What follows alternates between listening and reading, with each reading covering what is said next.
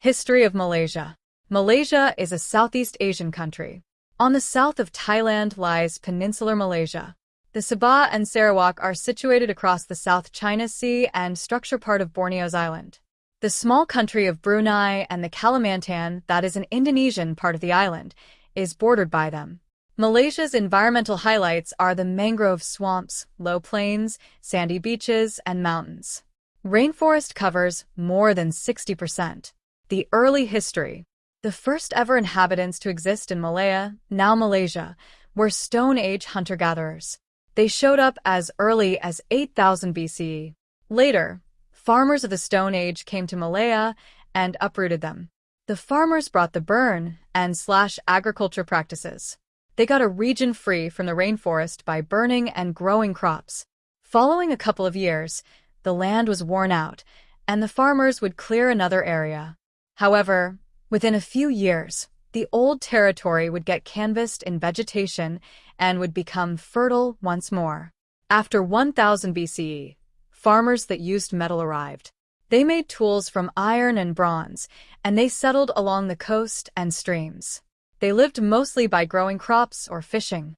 In the 2nd and 3rd centuries, centralized states emerged in Malaya. The Malayans turned out to be profoundly cultivated. Malayan progress was vigorously affected by India. The religions of Buddhism and Hinduism were likewise brought into Malaya around then. Srivijaya period. In the 7th and 8th centuries, the state of Srivijaya of Sumatra rose to overwhelm quite a bit of Malaya. It was a kingdom in Sumatra with Palembang as its capital. The coast of Java, part of Borneo, and the Malay Peninsula were controlled by Srivijaya.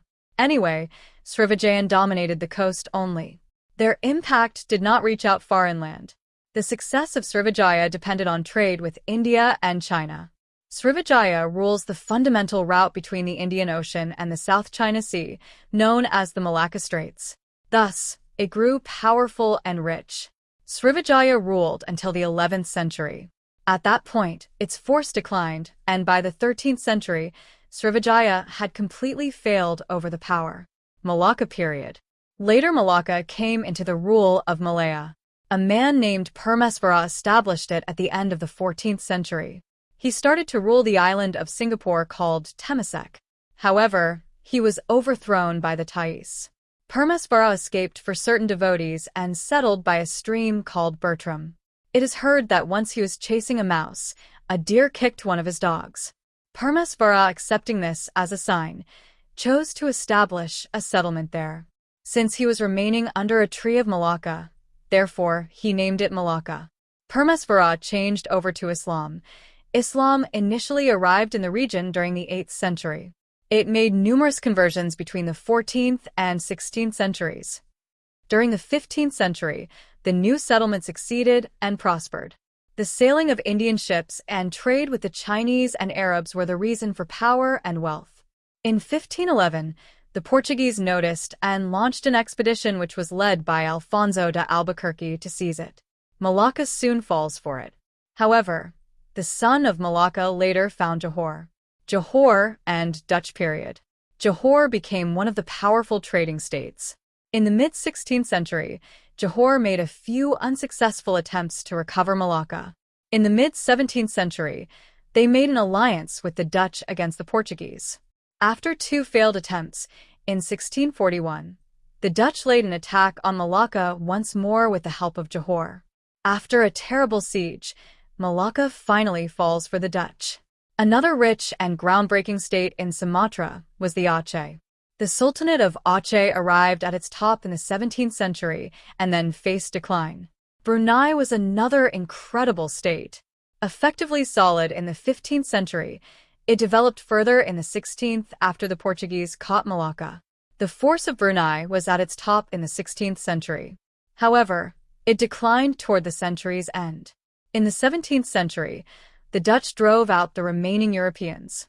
For the rest of the 17th century, the district was ruled by the 2 companions. Later, in 1699, Sultan Mahmud was killed. This became the reason for the end of Johor's power. Bugis period.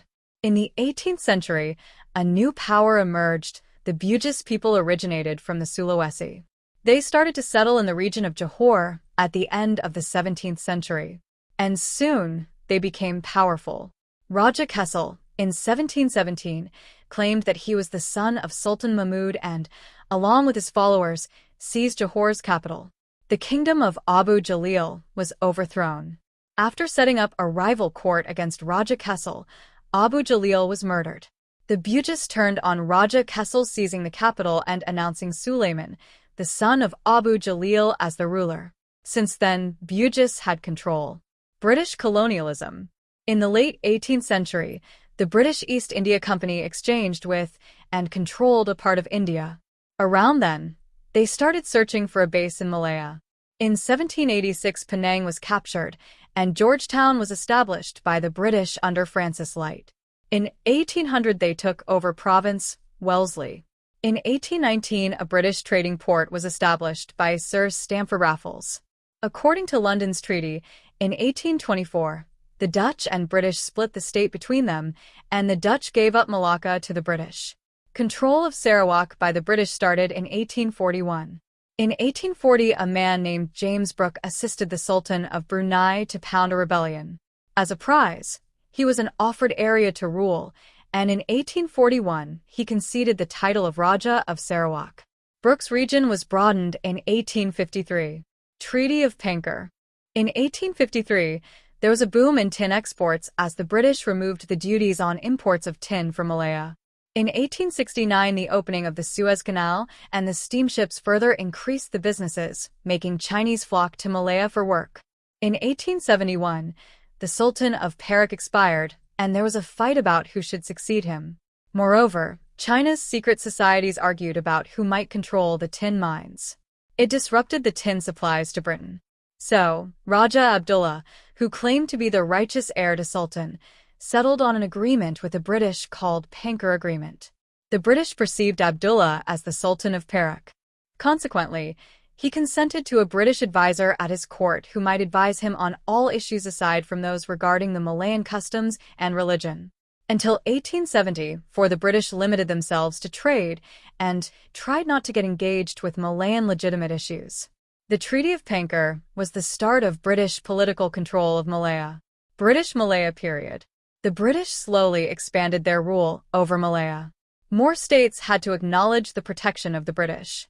In 1888, North Borneo, Brunei, and Sarawak became British protectorates.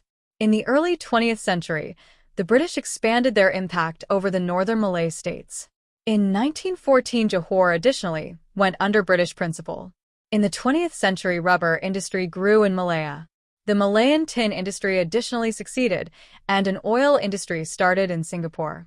During the 1920s, the Malayan economy was affluent. However, in the 1930s, during the Depression, trades fell. Japanese rule in Malaya. In 1941, the Japanese attacked the Malay Peninsula, and they rapidly assaulted it. In 1942, the last British soldiers gave up across the straits into Singapore Island. This was a military tragedy for the British. In the meantime, Japanese soldiers attacked Borneo. They caught Kuching in 1941 and Jaselton in 1942. Malaya's independence. In 1944, when the Japanese were defeated, the British government chose to join all the Malayan states into a single state called the Malayan Union, excluding Singapore. There was a lot of resistance to this plan, and it was rejected.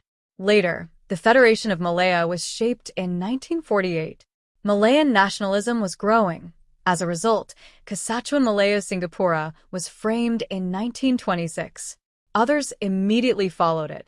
In 1946, Malay associations consolidated to frame the Pertubuhan Kebangsaan Malaya Bersatu. The Malayan Communist Party was established in 1930. In 1948, they started to assault European estate managers. Subsequently, the government introduced the state of emergency. Socialist action declined after 1949 when the British Parliament guaranteed independence. In 1955, the Reid Commission was formed to set up a constitution for Malaya. Malaya became independent in 1957. State of emergency. In the 1960s, there was tension among non-Malays and Malays. It ended in viciousness after an election in 1969. The opposition party acquired seats, while the governing party lost seats. the different sides got into a fight. Following 2 days of brutality, the government announced a state of emergency and parliament was suspended. Gradually, the parliament was resumed in 1971. The Malaysian government at that point embraced another effective policy. Conclusion.